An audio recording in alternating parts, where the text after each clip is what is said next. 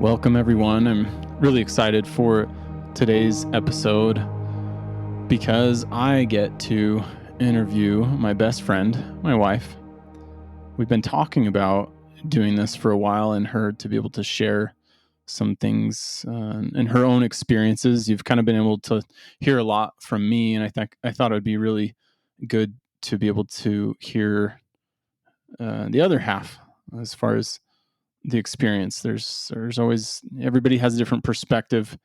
And before we get into it, I just want to say that my wife is someone that I really, really respect, that she's a great example to me. And I've told her this many times in the last 6 months, that she's a great mentor for me in learning how to live life, to enjoy the moments, the beauty around us, to be in some ways a little bit more carefree, to not get hung up on some things. So anyway, we're going to hear from my wife, Jenny, and I'm going to kind of let her just talk and kind of share things, and then I'll ask questions along the way. So we're sharing one microphone and kind of handing it off to each other. So Jenny, thank you for being willing to share your story. If you want to start out, it'd be great to just talk about your upbringing and, whether that's your family or, what the church meant to you while you were growing up. Well, before I start, I just wanted to thank Derek, because this podcast is something that he has really put a lot of time and energy, and I'm just so proud and I'm so grateful for people that have reached out and shared their personal experiences and how the podcast has helped them in their journey. And so it's really an honor to be here. I grew up in Utah, and I had a unique experience where my dad was not a member. And I have wonderful parents, and they were very free in their parenting, where I feel like I didn't have a lot of rules growing up. And I particularly remember one experience in high school when I wanted to go somewhere with friends, and my mom said, "I have a feeling that you shouldn't go." And it was so unlike my mom that I was like, I am listening to her. I don't know what it is, but I'm going to listen to her. So I just grew up where the church was everything to me. I feel like, in a way, the church was a second parent. I followed all the church standards just because I wanted to. I had that desire to do those things. So I remember enjoying church, and seminary was just a treat. I loved going to seminary and learning. And I had a group of really good friends in high school where we would go to the temple once a week. And that habit just was something that I did even throughout college, just going once a week. And so I had a love for the temple, for church, for scriptures, and it was just my world. And one thing that led me to go to BYU, and it was funny because I always thought every member wanted to go on a mission. And I remember talking to some of my friends and them just sharing that they have no desire to go. And so it was a really cool experience to recognize I have a desire to go on a mission, and that is what I'm going to do. And so it's really cool because Derek and I actually met on our missions, actually in the MTC. So before we go further, I want to kind of back up a little bit. I'm interested to hear, talk a little bit more about the church for you growing up. What was it that made it so compelling? Was it that emotionally, like, you enjoyed feeling the peace of being at church? Was it the community?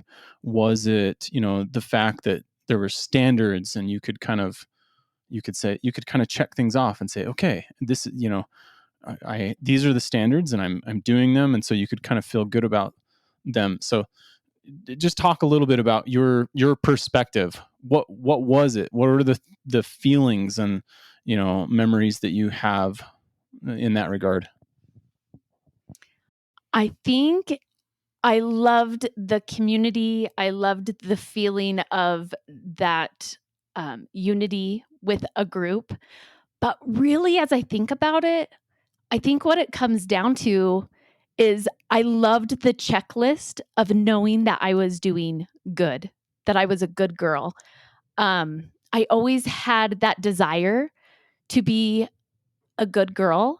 And I felt like the church provided that checklist of, am I reading my scriptures? Yes. Am I saying my prayers? Yes. And I felt that validation of being good and worthy in the sight of God. And that to me was very motivating.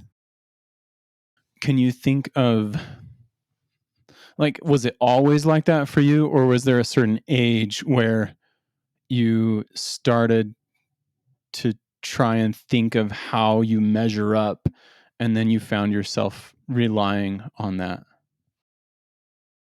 I remember always being like that. There were times when I would actually be the only one in my family going to church, and I found joy in that.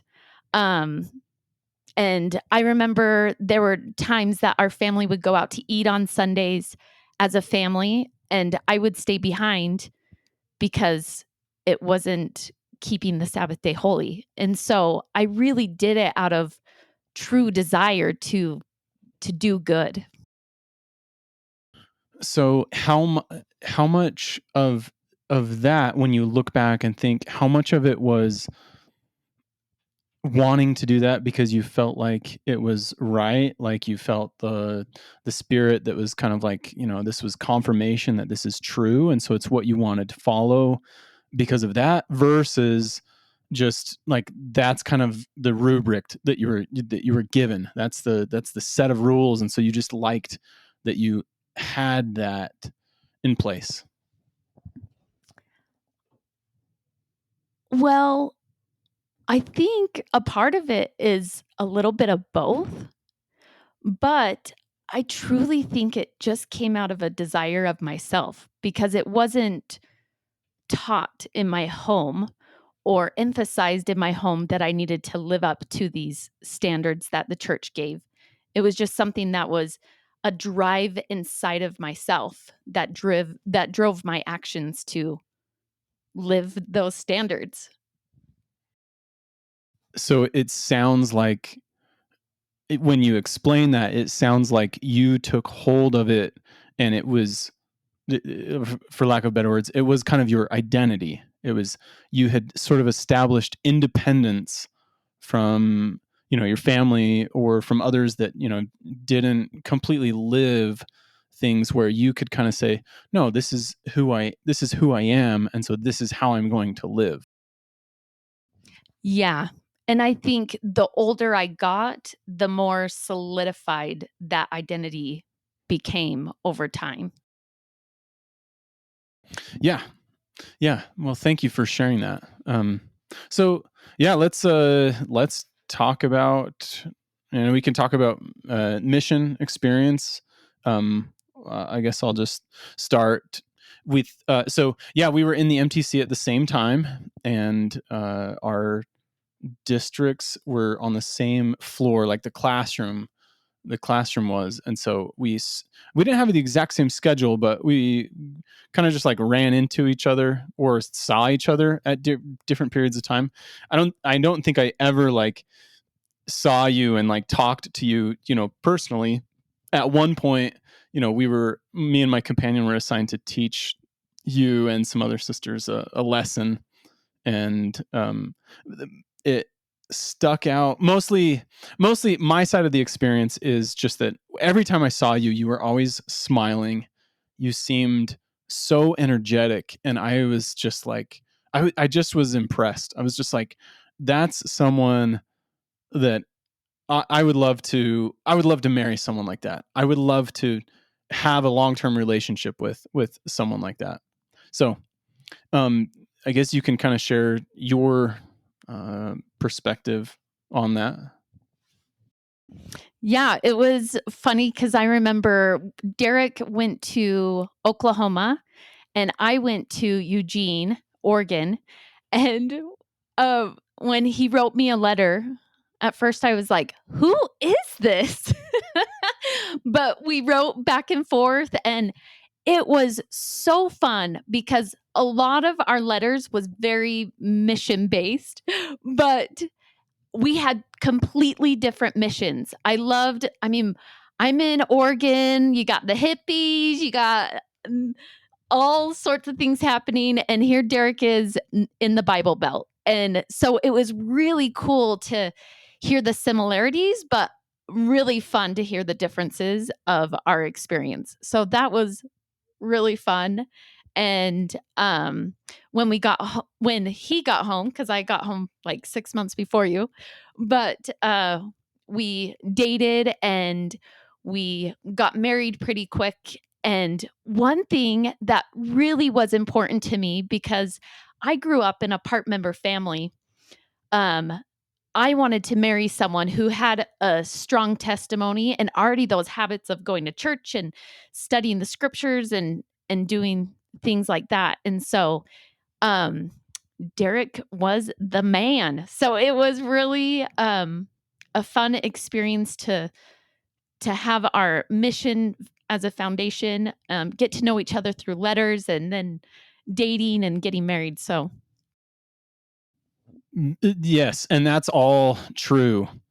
But I also told you before. I don't know if I told you before we were engaged. I know we had a conversation before we were married, but I told you that I had questions and doubts as far as the church was concerned. So I think it'd be great to hear, like, what do you remember about that? Was that cause for concern? I mean, the church was so important, so I can only imagine that it made you kind of pause or possibly reevaluate. What do you remember from that?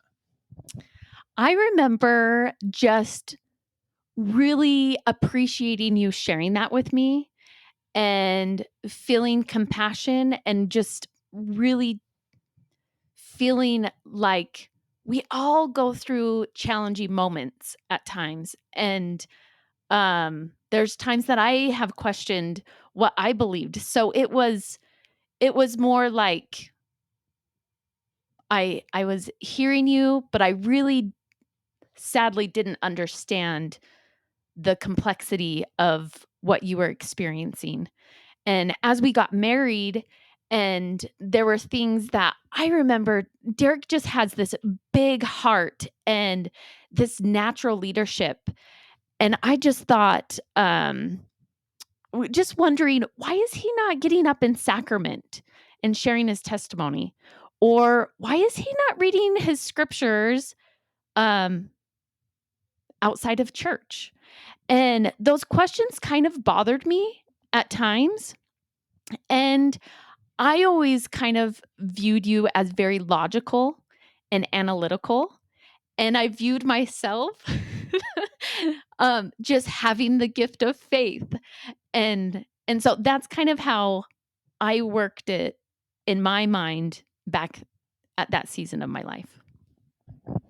Yeah, makes sense.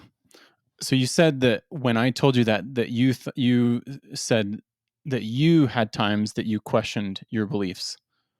I don't talk more about that, because in my head I never thought you questioned anything really. Yeah, my questioning was more with prayer.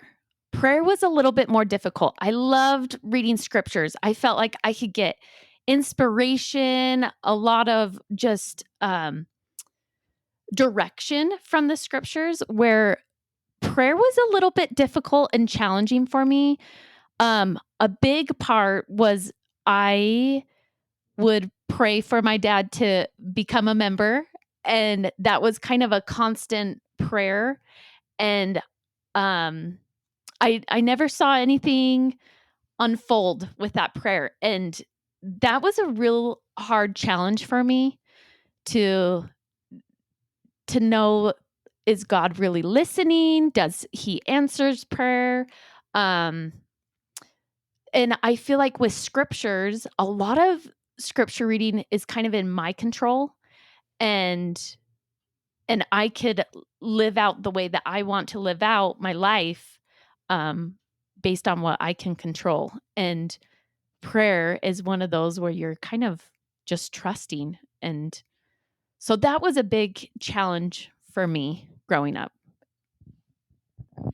Yeah. Yeah, that makes sense. And now that you say that, now I remember you talking about kind of having a harder time, reasoning and kind of thinking through or feeling support or getting, kind of validation of your faith. So let's transition. I've shared in a previous episode, kind of told my story, that how, like, really my mission is when I began to question and gain a lot of doubts. And that was, let's see, served 2007 to 2009. So that was 18 years ago at this point. So, talk about your end of the experience while we were married, because I had questions and concerns and doubts, and I had told you that I had them, but I didn't really talk when I had a specific question or something. I didn't really talk about it with you because I think I kind of developed that habit of not talking about it because I didn't want to cause doubt and questions in other people that didn't already have them. Like, this was really hard for me. So I didn't want to start somebody else on this same path that I was on. And you definitely were not on that path. And so I kept most things to myself. So you shared, you kind of wondered why I wasn't, doing certain things. So in some ways we were together, and we were like, I feel like we've always had very good communication. But now, as I look back, I realize we didn't really talk openly about this very much at all. So, talk about your side of the experience, and then, what was it that eventually, made you start to question or to start, I don't know, thinking more, a little bit like I did. Yeah, I haven't really thought about this in a while. Um but I just remember getting to the point, cuz there would be times that it would bother me, um and I didn't want to bring it up with you, but I feel like I came to the realization that all I can do is control myself, and it's more of a acceptance of where you were at, and to kind of not worry about it, because you were still leading the family. We were still doing family home evening. You would pull principles from the lessons that were so applicable to our kids and to life in general. And so I I kind of got to the point where I wasn't really concerned and just trusted that everything would work out the way that it should. Yeah. Yeah, it is interesting now to kind of reflect on it. And it kind of makes sense now from your perspective, where it's like, okay, he, if you viewed it as you have the gift of faith and I have other talents as far as, I don't know, maybe leadership or other things where I'm very doubtful, but I can still lead the family, and I can pull out principles and still be a good father and good person in the home. So it makes a lot of sense how you could kind of view it in that way, where it's like, oh yeah, well, I mean, he's not perfect here, but he's good in these other areas. And it just kind of makes you see things in a little bit more well-rounded perspective. And it's not like I was super verbal or critical. Like I said, in some ways we were kind of understanding of each other, and also a little bit independent because we didn't share a lot of these things. So okay, so now talk about what I was saying before. What led to you asking more questions? We had family who left the church, and I had a friend who was reading the CES letter. And Can I back up? oh, yes. Much previous to that, you had a lot of experiences with friends. We lived in Texas where you had friends, and so there was there was a lot that happened in between the what you're referring to now. So talk a little bit more about that. Okay. Yeah, we moved to Texas, and it's very Christian there. And um I I pictured myself, if I lived outside of Utah and I moved to Utah, I picture myself wanting to know about the culture of the religion that is dominant in that state. And so I kind of viewed it in that way with Texas, because I had wonderful Christian friends and was involved in the community in a lot of different ways. And they were wonderful people. And they believed in their faith just as strongly as I did. And so I started really questioning about my own faith and how do I know that the church is true? And so, because I wanted to really understand the culture and the religion that we were based in our community, I got in contact with a preacher and invited him to our house, and he had a discussion with us. We put our kids to bed and had a discussion just to help me understand. And at this time, I feel like I wasn't very open. My perspective was kind of making sense to how does this correlate to already my beliefs in the Mormon faith. And so that was a big part of my journey of beginning to open myself up to really asking myself the questions of, do what I believe, is that the one and only truth? Yeah, and I shared earlier, like the moment for me was my first year of college when one of my friends was like, "What if God came down and he was like a purple alien? What would you do, Derek?" And I was just like, I actually allowed myself to ask that question, and that was the first time I was like, "Whoa, I don't know what I would do. I don't know." And so I kind of shelved that, and then my mission was just a lot more questions. So it's interesting that it sounds like that was kind of the first time for you. You questioned your beliefs or struggled with certain things in the past with maybe your relationship with God, or why does God answer certain prayers and not others. But it doesn't sound like you ever really questioned like whether or not the church was true. So this was kind of the first time when you allowed yourself to consider other people's beliefs. Why do they see it the way that they do? How do they interpret things this way? And that's what really kind of opened you to then kind of asking the question, okay, how confident am I in what I actually believe? Yes. Yeah. And as I got more into the community and recognized so many strong believing faiths and wonderful people, I think I grew up a little bit with the judgment of, oh, you would be a great Mormon, like everyone should be Mormon. And so I feel like the walls were coming down in starting to see people as people and not as members and non-members.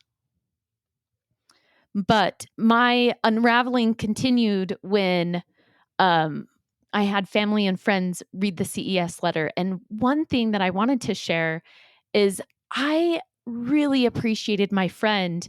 Before she shared anything with me, she asked me, "Are you okay if I share some of my challenges that I'm having?"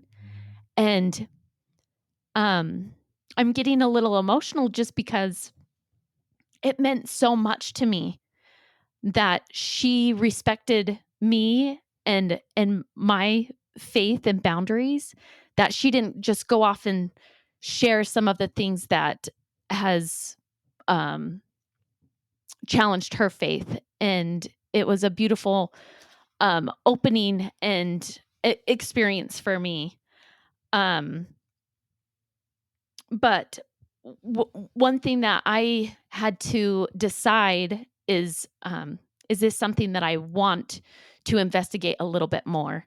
Because I knew that this could possibly change my testimony, and so I read the CS letter, and it was just a lot of confusion and challenging thoughts of what do I actually believe?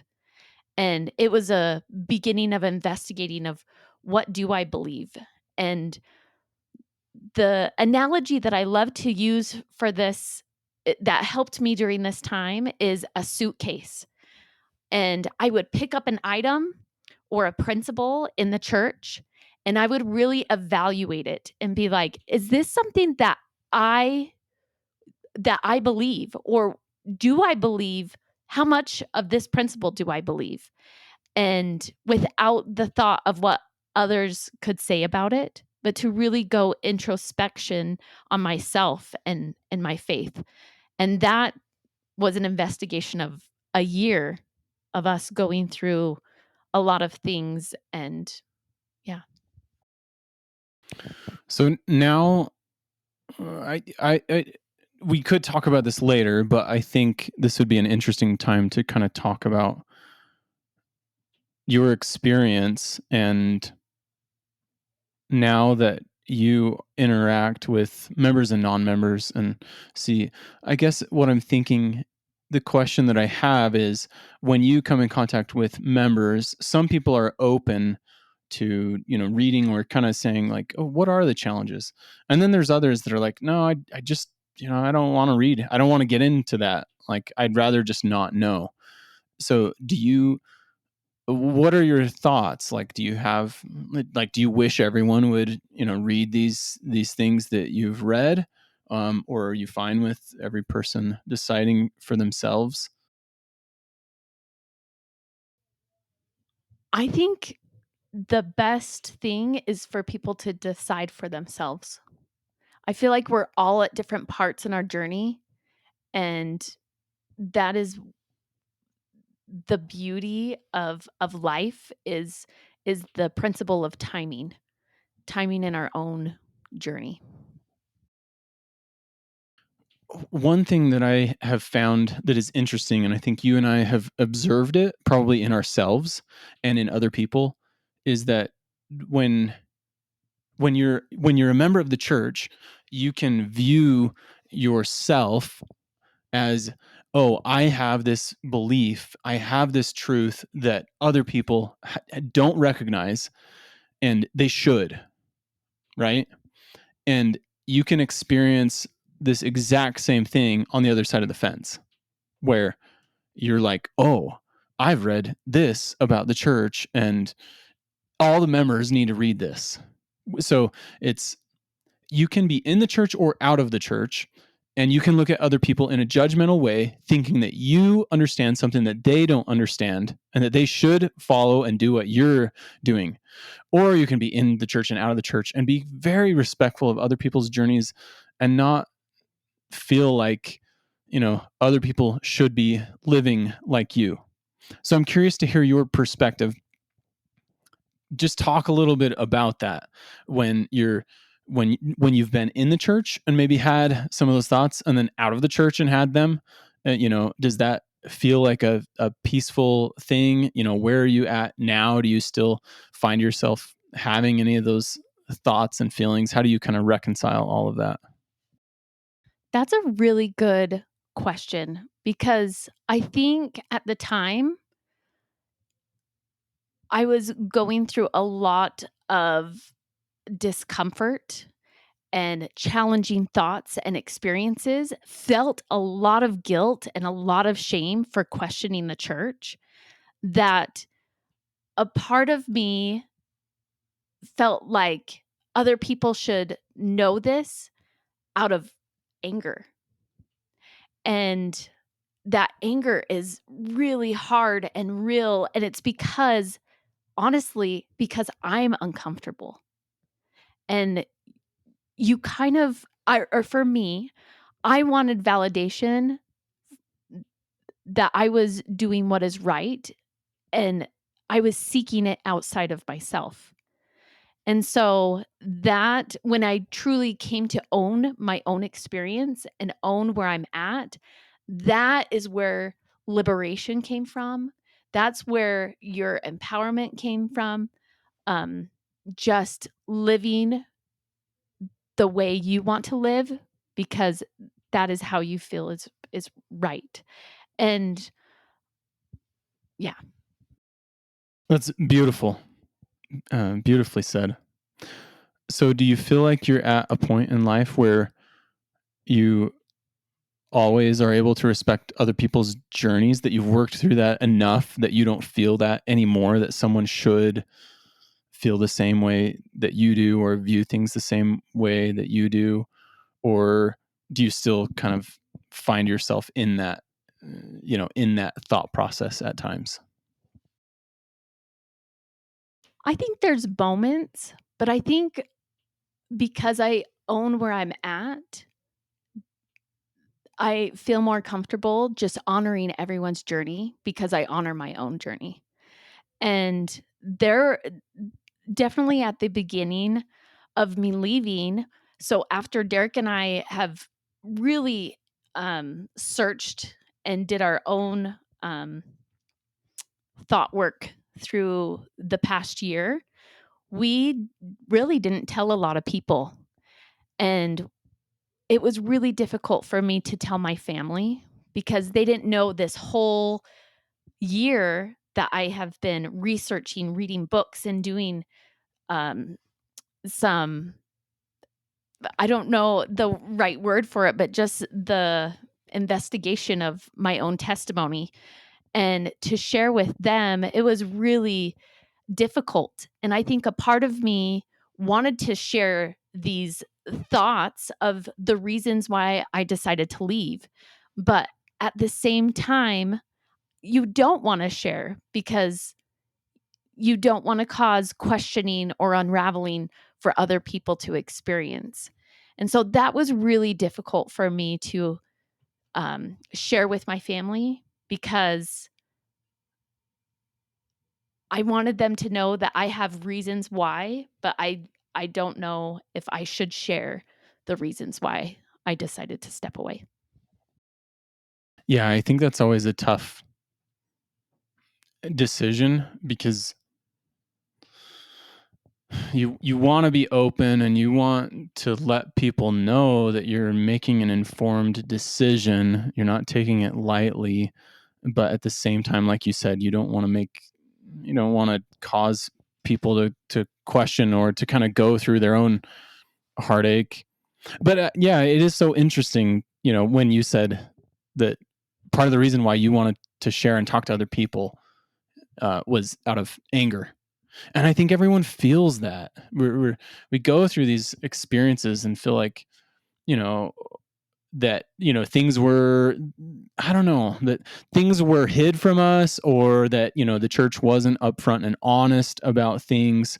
And whether or not that any of that is true is is less relevant. It more has to do with the feelings that come behind it. And I think what you said is so powerful, that you're basically saying it's a reflection of what's going on inside of you. It's not really your judgment of other people.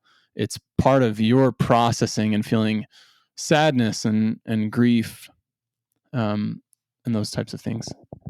And that was really hard for me because my natural energy is to be optimistic and happy. And I think that was the first time that I actually felt deep grief, where I did feel that anger and I felt the sadness, and it just kept bouncing back and forth from anger to sadness. And one of the best advice that I got was actually from a therapist, uh, from a course online that I took after I left. And she said, give yourself permission to feel all the feelings. And that was really good for me to hear because I felt guilty and shameful for being angry at the church, and because there was so much goodness that it has brought to my life. And at the same time, I was experiencing the sadness as well, grieving what I thought my life would be, that we would be always in the church and raise our kids um and eventually grandkids in the church. And so it's kind of the vision of what I thought our future would be. So talk about your experience. You've talked a lot with me about how your loss of identity. Yeah, I just remember thinking, if I'm not a Mormon, who am I? That's all that I identified myself to be. So it was very scary. It was very terrifying to wonder that deep question of who am I? And that's the greatest journey that I feel like I'm still on. Is it's not really the journey of finding out who I am, but finding out who I am not. Because I feel like I've been tied to my roles in my life and sometimes our accomplishments or our careers or even our bodies, and realizing I am more than these things. And so it's still a a process still continuing on. I don't know if I've heard you say that before. Learning learning more than learning who you are, learning who you are not. When did you when did you come to that thought? That's because I think I've gone through that same experience. When you first said learning who I'm not, I'm like, well, that's kind of weird. Like that doesn't is that really helping you if you realize who you're not?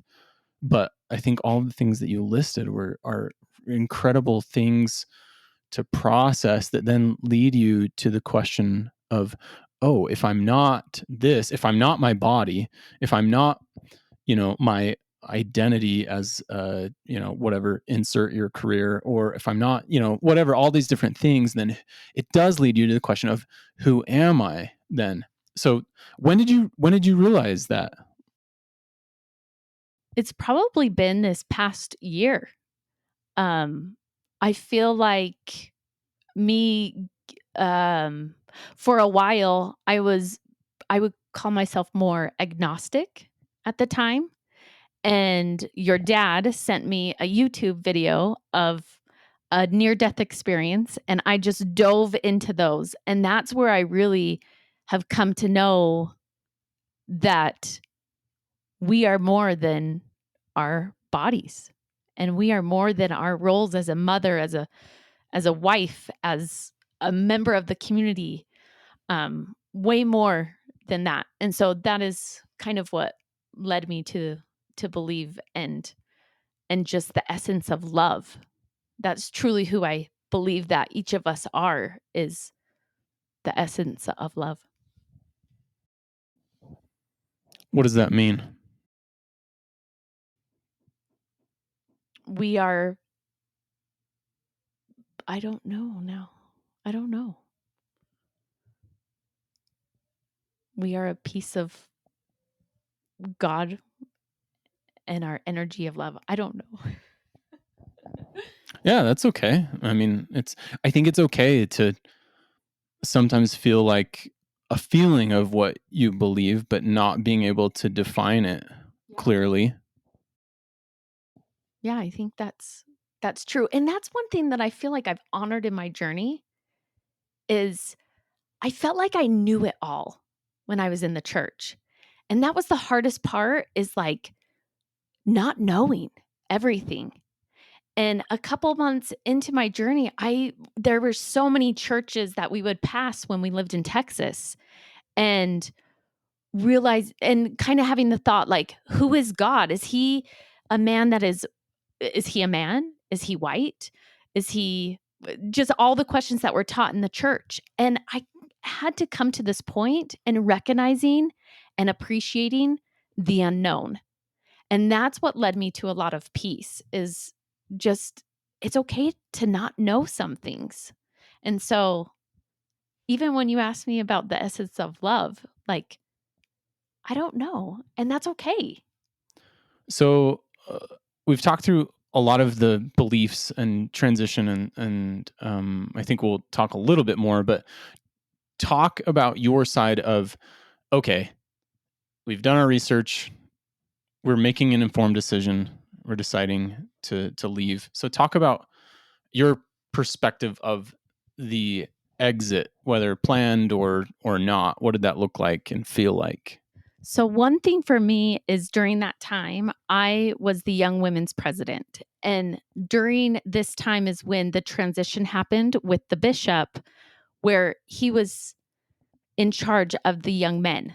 So, we would have a lot of meetings together with planning and and other things. And so, at the very beginning of me questioning, the bishop was someone that I would have conversations with and turn to. And it was really good to be honest because that's one thing that I feel like when you're going through this experience, for me, it was a lot of guilt and shame. And I felt like I was hiding a little bit. And I didn't want that. I wanted to be authentic and honest. And talking to the bishop was one way that I felt like I could receive direction.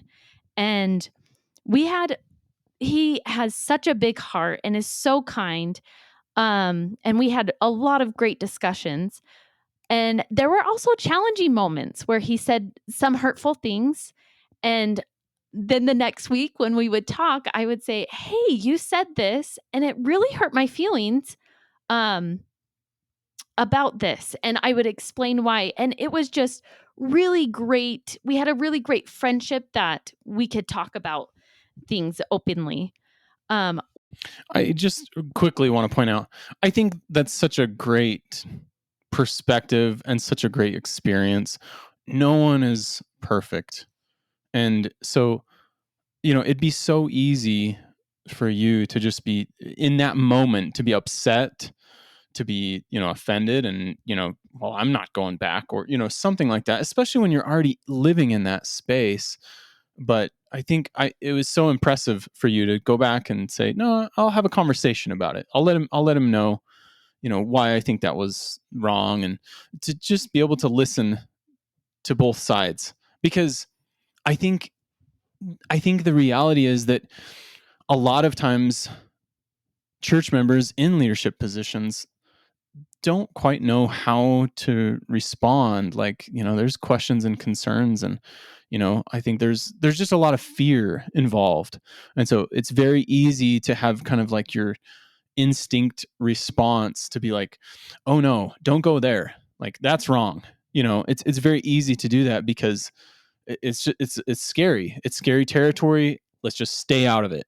That's kind of what we've been taught. So anyway, I just think that's a great point that you were able to continue conversation even when it was challenging. Yeah, and I think he knew that I was seeking for peace and seeking for understanding, and so I did see him as a human, as someone who is trying their best and being their best and sharing their best counsel as much as he could. I remember one moment we were watching General Conference, and there was a talk by President Nelson. And in that talk, it was said, doubters shouldn't talk to doubters. And I remember sitting on the couch feeling very hurt because I was in the midst of this struggle and challenge and doubt and fear. And I I thought to myself, who am I going to talk to about these things that I'm experiencing outside of Derek? Because we would talk about it quite often. Um, but I also remember thinking, oh my goodness, is that how I'm going to be perceived? Is I'm the doubter, I should be avoided so others don't doubt. So that really brought a lot of turmoil to me. And one of our discussions with the bishop, or my discussion with the bishop, he brought that up where I shouldn't talk to Derek because he's a doubter. And that was really hurtful and challenging. And that was very a counsel that I did not follow because Derek's my best friend. And I was actually jealous of Derek because he had so much peace and with the church, and we would have lots of discussions where he helped me see the greatness and the goodness of the church and the teachings that it offered to me and our family and to us. Yeah, it's interesting because our timelines were so different, where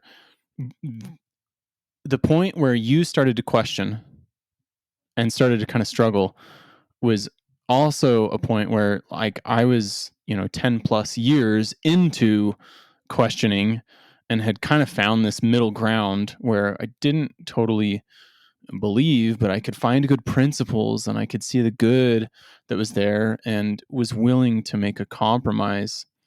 And so for you, that it felt like very shaky ground, very troubling. And it was honestly kind of weird to find myself defending the church, to say, no, look, like, I've been dealing with this for years. Just because you question doesn't mean you have to leave. We don't have to do this. And at the same time, I think they were great discussions that kind of led to us saying, like, okay, well, what if we go down this road? What could things look like? Like, is it worth it? So anyway, it led to a lot of really good discussion.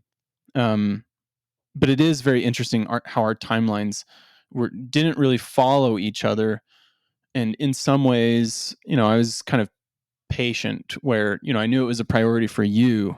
And in some ways, I felt like there was something wrong with me. Like, oh yeah, I don't have the gift of faith. I'm very analytical, and that's benefited me in a lot of ways in life, but it's also made my life very hard with trying to figure out faith. Yeah, and the major point in my journey is um, being the young women's president. We didn't have a camp director, and so I was put in charge of with my counselors of creating girls camp. And months before this, I was telling the bishop, I need to be released. Will you please release me? I'm really struggling and having challenges. And then we he would encourage me, you're doing great, Jenny, the young women need you. And I really loved my calling. I thought it was super fun. And so I didn't necessarily want to be released, but because I wanted to be real and authentic, I felt like it was the best thing for me and for them.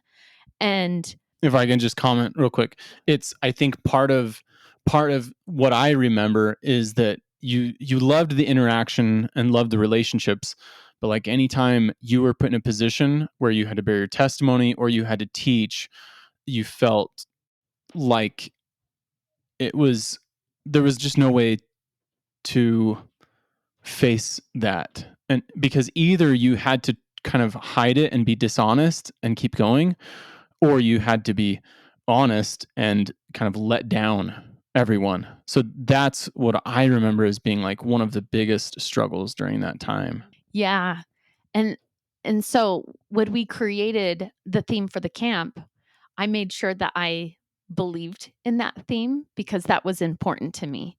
And I felt like if I believed in this theme, I could do this girls' camp. So what was the theme?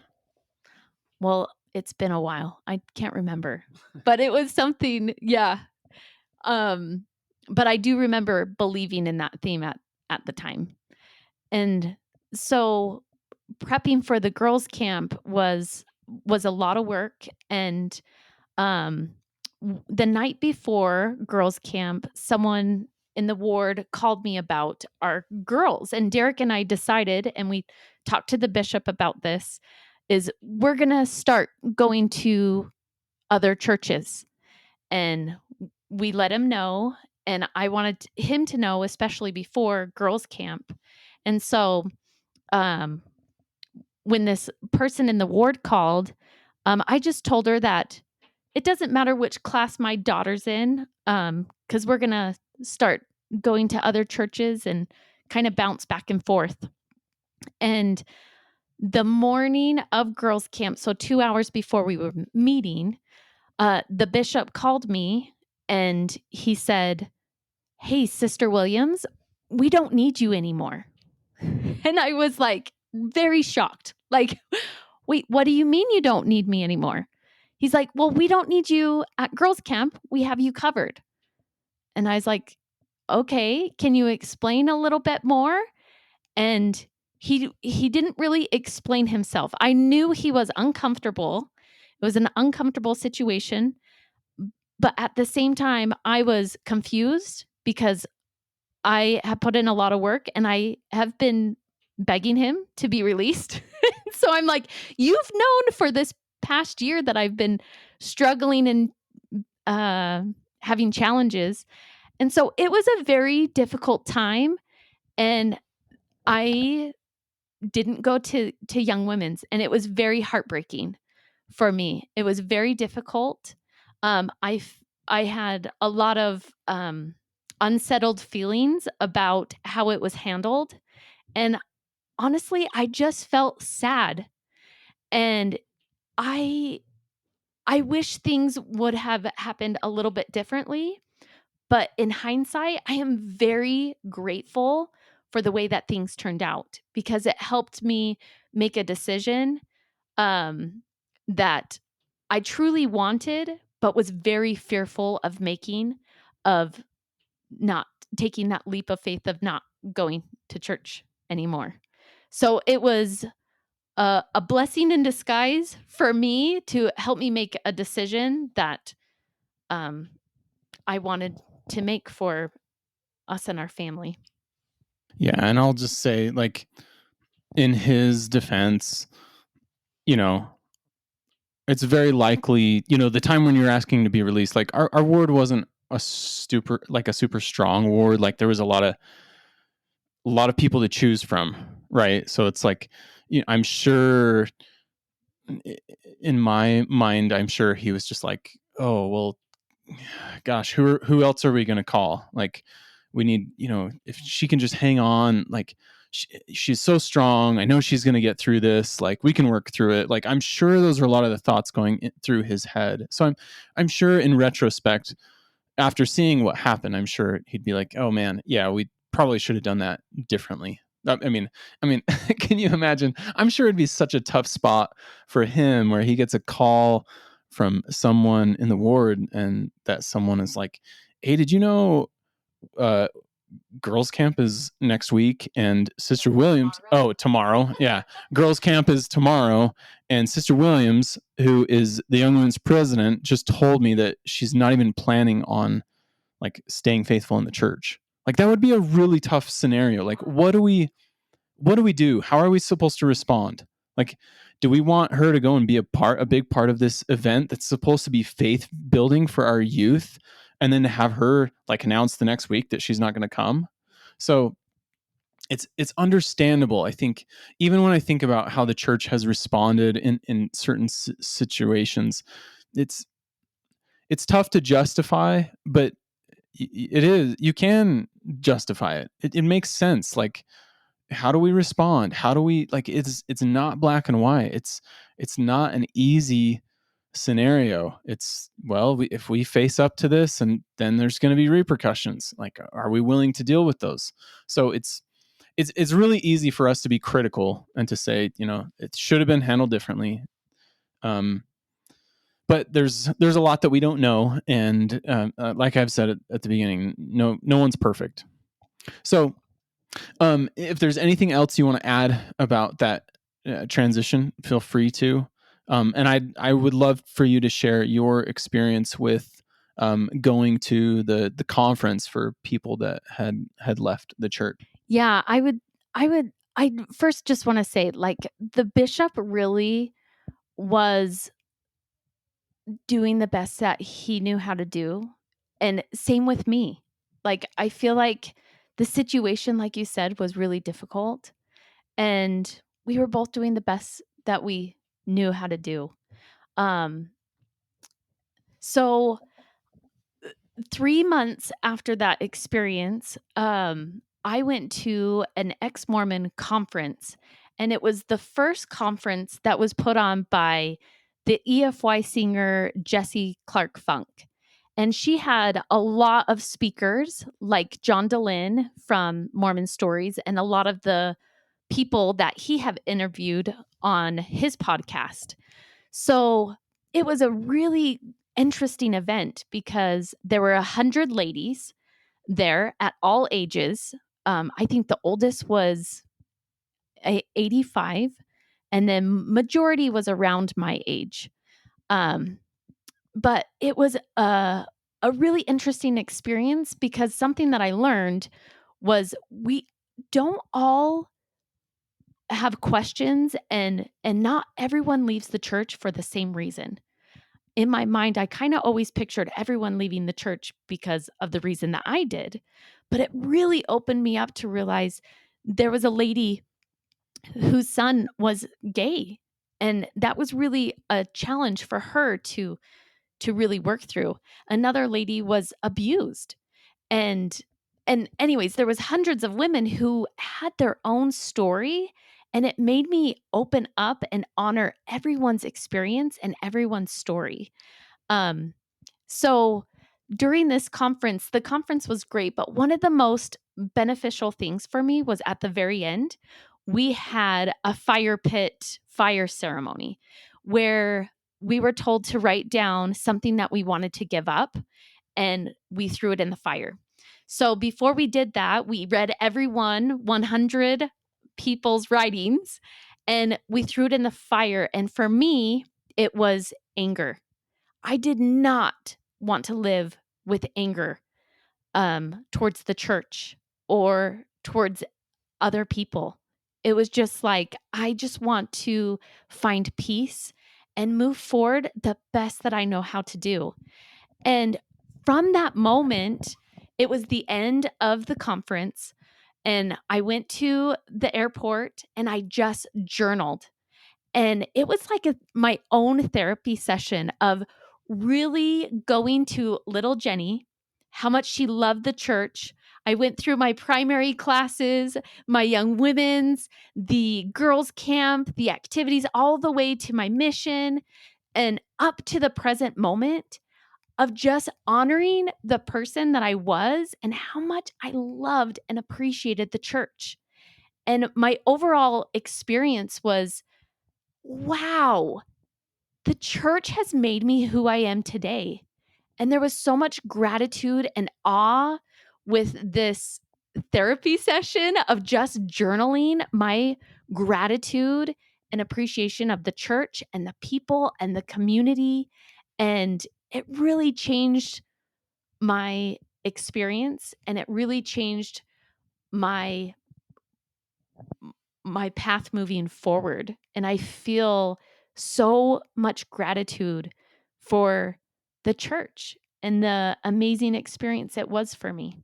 One thing that I remember that I'd like you to kind of touch on a little bit is, I remember you, after leaving and feeling the loss of identity, and also not just the loss of identity, but the loss of your scorecard, right? That it was like, okay, now, I've been able to kind of go through all the checklist of things to say, okay, I'm on the path. And you kind of, after that, were thinking, okay, what's my new checklist? Like, what's going to be my new path, my new guideline for how to live life? And I remember you were kind of hoping that this event would have some sort of layout for that. Do you remember that? Yeah. And one of the questions that I had the most was with parenting. Like, how do we parent our kids? And what a big takeaway that I took from like hitting the check mark, the list was there's no one way. There's many ways. And it's finding what's right for us as we communicate and work together and creating that. So it's a it was a challenging experience to go through because I did feel lost. Like how I recognized that I created my value through that checklist. And now I see my value for just being me. Yeah, that's beautiful. I think it can be very scary, but also very comforting at the same time to realize there's not one path, there's not one way. Because when you believe your whole life that there is one way, there's so much um, certainty in it. So to lose that is challenging and scary, but it can be comforting. Yeah, and I think one of the biggest things that I've learned about myself is my own fears and my own thoughts of how I viewed others that have left and challenging those beliefs that I had. For example, one belief I had was you can't be happy without the church. And as I navigated through this experience, I'm like, wait, I thought I'm not supposed to experience happiness. And so it's kind of been a really interesting experience to really evaluate your judgments are really the judgments about yourself and to free yourself of the judgments. Yeah, thank you for sharing that. So as we wrap up, feel free to share anything else that's on your mind that you'd like to. And then the question that I have is, for those that are listening that feel like they're kind of in the middle of it and they don't have a lot of hope, they feel like they're evaluating their options and it kind of feels like a lose-lose. Like, what would you tell people in that type of situation? I would say take your time. I remember feeling I need to make a decision right now. And I'm really glad I didn't. And that I really took my time to process my own feelings because it's easy to look outside of yourself and evaluate, oh, well, what will this person think of me? Or this person, or this person, but to really go inward and to trust yourself. Love it. Thank you for sharing. It's been a pleasure. It's even for me to sit here and kind of make sure that I'm listening and really digesting what you're saying has been really enjoyable for me. One thing that I want to comment as we kind of finish things out is just one thing that I've been so impressed with you about over the last year is your ability to um, trust yourself, to accept who you are. And I feel like that has just opened you up. I feel like you've always been a very kind and loving person, but in a sense, it feels to me like it's become more real, more genuine and authentic. And it's been really, really cool for me to witness that. Thank you. I really appreciate that. So I've been asking people when they're on here and sharing if others are thinking, wow, I'd actually kind of like to get in touch with her and see what she has, like ask a question or something. Are you comfortable with that? And if yes, how can people get in touch with you? Yeah, you could email me at jennymwilliams1@gmail.com or look me up on Facebook, Jenny Williams, or yeah, can't remember my Instagram, but Awesome. Well, we'll put that in, we'll put your contact info in the show notes. So thank you for taking the time, and thank you everyone for listening. Feel free to reach out. We'd love to hear feedback. It's been fun to hear from a lot of you on your thoughts. And one common thing that I've heard from a lot of people listening is that the number one outcome for them in listening has been having more conversations with people, learning to have a balance of listening to others and being a little bit more authentic with themselves. So I always love reading any emails that you guys are willing to send, and you can send them to postmormonpeace@gmail.com. So take care everyone, and we will see you next time.